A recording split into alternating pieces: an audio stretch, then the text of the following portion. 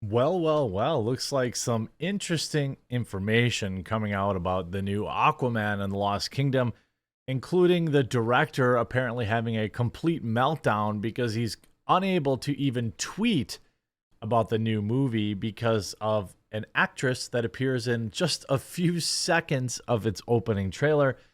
Also, star of the film Jason Momoa is getting tons of backlash online because apparently he hated his co-star and would torment her by ripping up her books, dressing up like Johnny, wearing rings, things of that nature. Of course, we are talking about the interesting ex of Johnny Depp and Elon Musk and many others, and that is, of course, Amber. And beyond that, apparently the movie stinks. Did people really walk out of test screenings for Aquaman and the Lost Kingdom? Warner Brothers finally debuted a trailer for Aquaman and the Lost Kingdom this past Thursday, and the first footage from James Wan's sequel seemed to go over pretty well for the most part, especially taking some of the negative things we've heard about the movie into an account. Previous reports have indicated that Arthur Curry's second solo adventure is a bit of a mess, with some going so far as to describe it as an unmitigated disaster. We do know that the film underwent several rounds of refilmings, though Wan played this down in a recent interview, and there have been whispers about Jason Momoa being vocal about how disappointed he was about how the sequel turned out. Can it really be that bad? Can people walk out of a test screening bad? Apparently so. Well, it looks like DC's going to need a change of shorts after they drop yet another Duke of a movie. Speaking of which, by the way, fellas, I know it's something you might not think about often, but I've got a quick word from this video sponsor for you to try out. Huge shout out to this video sponsor, Sheath. Look, fellas, particularly, I know it can be a little bit weird to be thinking about changing out your underwear, something you've been wearing basically the same thing for as long as you can remember. But allow me to give you a couple of reasons why. And plus, ladies, Sheath also has a lot for you as well. Look, fellas, first of all, the boxers are designed to keep your balls off your legs. Sheath has two individual compartments to keep everything down there separate and comfortable. Traditional boxer briefs are barbaric, invented during the Neanderthal era.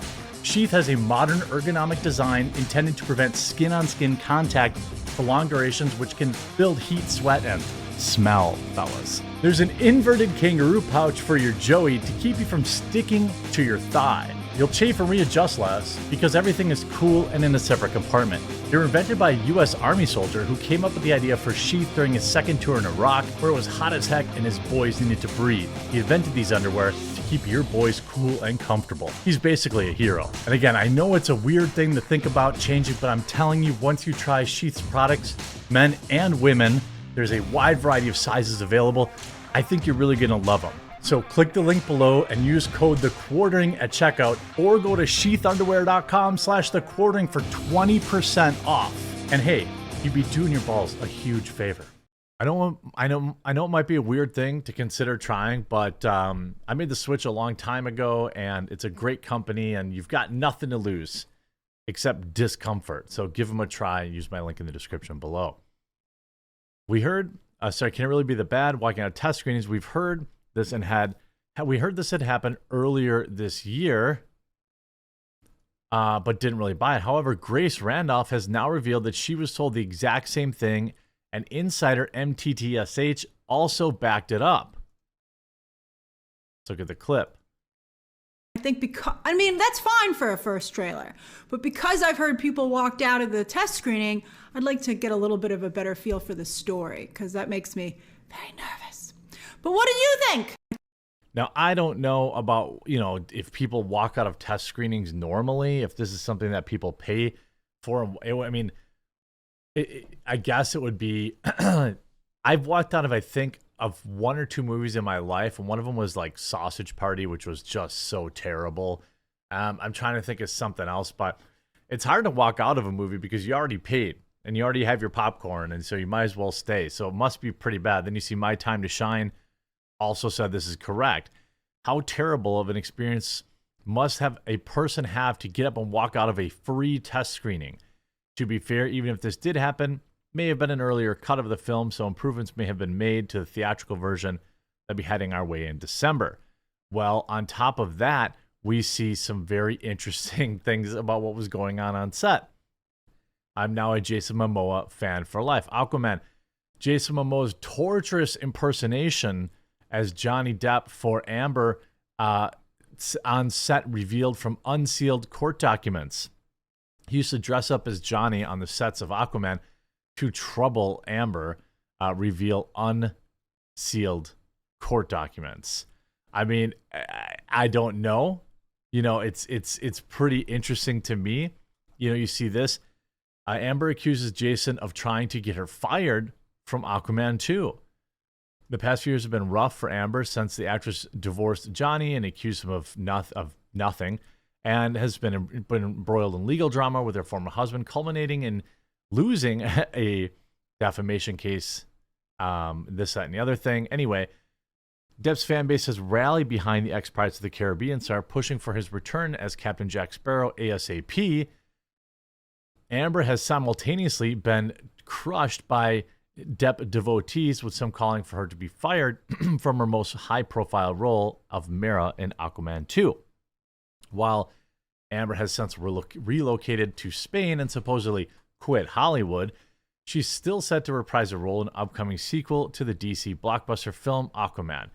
Since its first trailer was released earlier this week, fans have noted her seemingly small presence in the film. A smaller, more passionate group also trended #boycott Aquaman 2 on X to protest her being in the film at all. Now, this is something that anybody who covered this, we knew this was going to happen because the people hate her. People hate her guts. She's a provable liar. And I knew that this was going to, chase into all of the uptick, all the marketing, we knew they were going to be completely unable to market this film on social media without getting crushed by Depp fans. Now, it seems that there's just as much backlash to Amber remaining in the role behind the scenes.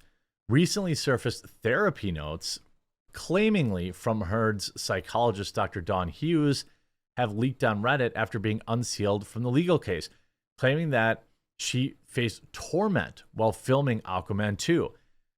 The notes state that the film's director, James Wan, raised his voice to her and complained that I can't even post about Aquaman, while making it seem like it's her fault. This is exactly what we said was going to happen. Everybody knew this was going to happen. You can't be this insufferable of a human being. Try to ruin. I mean, let me be very clear. And also, let's not forget the ACLU's part in this, too. She tried to destroy this man's life. She tried to make heinous claims about Johnny. Now, again, I always get some flack. I don't think that Johnny is a complete saint, but I do believe that she lied about him. I do believe that she probably did leave that surprise in the bed. And I do believe that she is, well, an awful person. She must be incredible in bed. That's all I can say. Now, so the director of the film says that he can't even promote his own movie because of her. Another note claims that the film star, Jason Momoa, who plays Arthur Curry, Aquaman, wanted her to be fired. He would reportedly dress like Johnny, wearing all the rings to, quote, torment her. Others claim within the notes point towards Justice League director Zack Snyder and his producer wife, Deborah Snyder, being some of the few who stood by her. Heard was reportedly not allowed to take selfies with anyone else on the set or post anything about the film online. I do my work and keep my head down, one note reads. She also claims her role was significantly reduced in the film due to the frenzy around the legal battles with Johnny. Aquaman and the Lost Kingdom director has denied cutting her from the film. Wan claims that the Atlantean princess was always supposed to have a smaller role in the sequel, which focuses on Jason Momoa's Arthur and his half-brother Patrick Wilson's Orm. Quote, I always pitched this to everyone from the get-go, Wan told EEW. The first Aquaman was Arthur's and Mera's journey. The second movie was always going to be Arthur and Orm. So the first was a romance action adventure. The second one is a bromance action adventure. We'll leave it at that. I mean, this is exactly what we knew was going to happen. You know, like, you look at James Wan confronts Aquaman and refilm rumors, and Amber's claiming her role was pared down. The sequel never prioritized her because this is typical PR spin. He just walked around the question and didn't exactly deny her role was reduced because of all the harassment she was facing. He can't say anything negative about the film he's trying to sell. I mean, yeah, I suppose, you know, I don't even understand why people think that that wasn't going to be the case. Of course they had to. And again, I completely understand the director being frustrated that he can't even promote his own movie because everyone hates this woman. Now, do I think some people take it too far? Of course. Don't make it your whole life. I see a lot of people thinking that this woman is thinking about them all the time. She's not, I assure you. She's still a multimillionaire and didn't have to pay any money out. She's got plenty of money. She's out of Hollywood. So I guess W, right? Do I believe she'll always be out of Hollywood? Probably not. You know, once the fervor dies down. But this film is only going to rekindle it. And her presence in it at all is absolutely going to cost it tickets. And it's going to create a ton of negative press around the film because people really, really hate her. And, you know, if I'm being fair, they have a very good reason why. And I think it's going to be hilarious.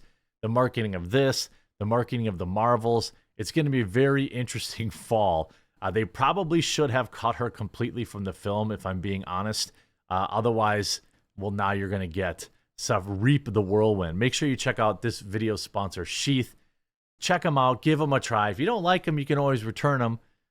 Check them out. Hope you enjoyed this video, and we'll talk to you again real soon.